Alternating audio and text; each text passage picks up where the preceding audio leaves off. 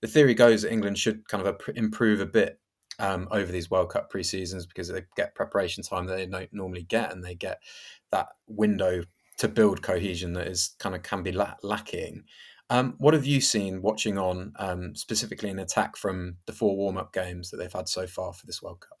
Yeah, I think to go back to your first point, the Scotland game we actually played some really good stuff, and there was always going to be. It was funny, we actually entered that coming off the back of the game. We had a lot more position than we thought we would. Mm. You know, it's funny. I know there's a lot of thing around England kicking, but like all the Northern Hemisphere teams kick. Like the French kick a lot, the Irish kick, the Scots kick. Being comfortable without the ball is certainly a remit for a lot of those teams, and they are 3 to 5 years down the line of where we were. And so when they have the ball, that they're extremely comfortable for the limited bits they have. So we put a lot of stuff together, and we were a little bit inaccurate with a few opportunities, but the signs were there, and obviously we were close to winning that game, which if you go on the back of beating Italy and then Wales, it could have been three from three from the start, and maybe a totally different story. But that's all if, buts, and maybes. So no, I think I was pretty pleased with that process, and but there was a fitness aspect that we were putting a lot of pressure on the boys, with the ball in hand, and burning them up pretty quick. So the kind of remit was we didn't want to play too many phases. So we again prioritized certain other areas of the game, and I fully understood that, and therefore that was obviously a challenge. It's easy in club because we have a long time with these players, and I'm of the firm belief that you have to live and breathe your attacking philosophy. If for us especially, I use our example at Quins, our language, our behaviours, our actions. The way we talk about our defence and our kicking game is all aligned almost to attack, because that's the biggest part, and your feedback and your performance feedback to the players is aligned in your language. So the way you train, the way you prepare is all aligned. So it was, I found that really a massive challenge, with the lack of time, and then obviously a different style of play, which that's, I've got nothing against different styles of play, because it's kind of what makes our game unique. If we all played the same, it would be a bit boring. So there's that was certainly a good challenge. So rolling into the warm up games, from what I saw, I probably expected them to be further down the road than they would, and obviously Wigglesworth has come in, and again a tough challenge for him, because we already know another assistant coach is coming in. Obviously, if you read between the lines, obviously Felix is going to come in and do attack. He does that for the South Africans, so he again is a bit of a stopgap. And I think I certainly we were able to train with them. Quinn's trained against England before the Fiji game, and again certainly saw a lot of kind of a trying of a progression down the line of what I kind of implemented a little bit, but it's just not transferring onto the field. Whether that is because they don't live and breathe it, whether there's a straitjacket that's kind of there, and the plan changes, I don't know. But you have to be in there to kind of know that. So it's I can see the frustration. I can see the frustration on the players, with things aren't quite clicking, and the errors probably, obviously, they magnify that. If you're not all quite aligned, or if you're not all quite sure, that's kind of where those errors kind of get magnified, and they creep up. I think it was 20 odd in that first Welsh game, and that was kind of a bit of a telling blow on that. What do you think they're living and breathing, Nick? Um, If you were to from now, from a little bit further detached, if you were to kind of pinpoint a philosophy of this England side, what would you guess at it?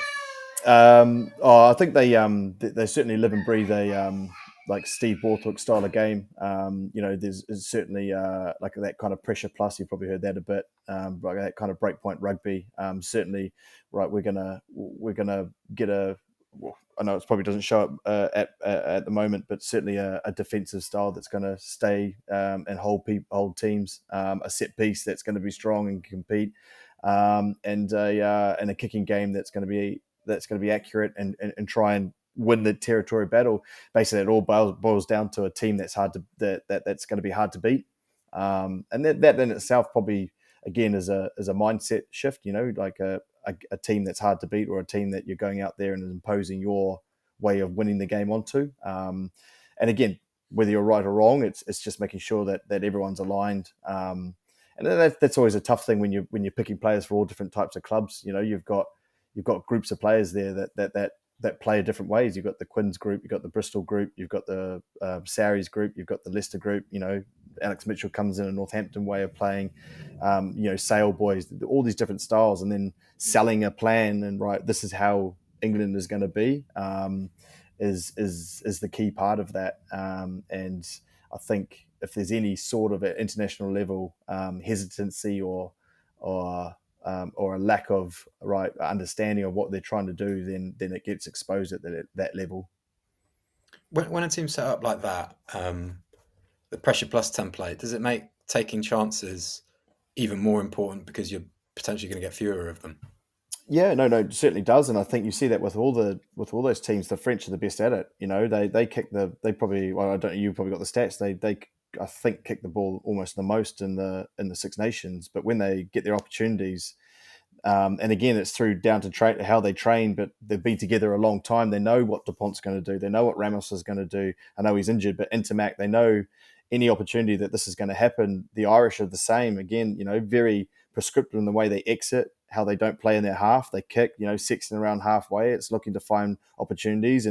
But when they do, they're the machine, and they understand, they fall into their shape, and then they break teams down that way. The Scots are a bit kind of like the French. Finn Russell, he's probably, for me, has turned into one of the best unstructured kicking 10s in the world. The way he kind of glides across and finds grass in the backfield, and his variability is brilliant. But when they have an opportunity or get position, whether it's turnover or from a poor kick or from a set piece, that they're so down the line of their attacking system and structures that they all understand what they're trying to do and what they're trying to achieve in certain parts of the field. So, and again, we haven't even spoke about like Italy. Italy are the same, they kick the ball, but they've got a good attacking kind of system and structure, and probably lacking the quality to break down the big teams, which is obviously a big challenge for them. So, yeah, to answer, I've probably been a long-winded way, but to answer your question, yeah, it's you have to, with the limited amount of chances you get, you've got your conversion rate, especially in the 22, efficiency has to be good, and that doesn't necessarily mean scoring tries all the time. It might be 3-6-9 or 3-6-11. It's that kind of thing, and accumulating. One potentially unexpected wrinkle we might get with England, and it might be as a result of Owen Farrell's suspension, but Marcus Smith at fullback, guy you know well. Thoughts on the theory? Thoughts on seeing it in practice? Have you been surprised to see it implemented?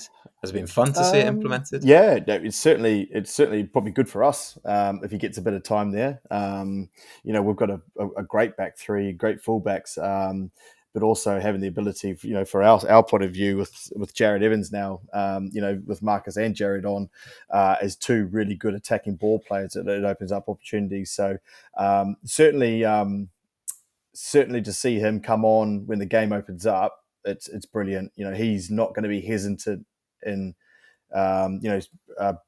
offer himself on the other side of the ruck as a dual attacking system for both tens. He won't sit back for that. He'll be dominant. He'll want the ball in his hands. So you'll see quicker transfers into when he needs it and getting the ball to space, which is great. He's another attacking kicking option. He doesn't have a massive kick, so would probably struggle maybe against teams that have big kicking games. He's not the biggest kicker in the world, but he's certainly a good attacking kicker. So, I can see that happening in a game where they need to push the accelerator or put the foot on the throat, that he may shift back to fullback. I can't see him starting a game at fullback, mate. I think he'd get exposed. I think with the high ball, and that's not down to him not knowing, not being brave or anything like that, but having not played there for a while, or if at all really at test level, that would be a big ask, I'd imagine. Is it a bit wild to see it implemented this late for you? Yes and no. I think it depends which way you look at it. I think maybe it's a little bit, I wouldn't want to say panic, but trying to maybe something that right, we need to try something different. We have to, things aren't quite working as well as we maybe thought we would. We wouldn't be as far down the road as we thought we would be. We need to push our attack on, and the best way to do that is get your best attacking players on the pitch. And that might be, if that's Marcus at 15 with George Ford there, then that's the way to do it. So I think there's certainly that way of looking at it. And maybe it's something that they've thought of and thought, like this is we'll just implement it a little bit towards the back end of the warm up games, and it may be something that they roll in pretty early against Argentina. 50, 60 minutes on. At least they've had a crack at it, and then they know they can throw that option on. Just to open it up for the last couple of questions, Nick, given your biases, the way you see the game, what you enjoy about the game, what are you most looking forward to from this World Cup? I'm looking forward to what I'm looking forward to? I'm looking forward to the pool stages. I think the last couple of World Cups, the teams that you would expect to get through are going to get through. And I think this World Cup, and whether you like the way the draw gets done or you don't, it's created a situation where, bar maybe the France New Zealand pool, that you could probably say, right, and in no disrespect to the Italians, but France New Zealand should get through that. But almost every other pool, you're like, far out, like. I don't know who the two that are going to come through this. We've done a coach's sweepstake, and I've run this, and I've put the first round up, and people have started putting their scores and who's going to win, and it is like a scattergun. It is like there's Fiji winning, you've got Scotland. It is like, so it just shows that I'm looking forward. The first game's going to be massive. You've got 4 games, Scotland, South Africa. I don't know. People will probably go South Africa, but man, the Scots are good. The Scots are a good side. Georgia, no one knows anything about Georgia. Fiji, Wales, that's a coin flip. No one knows. So I think that's the beauty of these pool stages. A big side. Well, I think there's going to be a couple of big sides that may not make it through to the knockout stages. That wouldn't surprise me. Okay, that makes us feel less bad then. If you guys are, if your guys' predictions are widely spread, then ours certainly are too. I'd like to, if I can prize them out of you, just the winner and how England will do. Oh man, my heart and soul will be New Zealand, but my head says South Africa.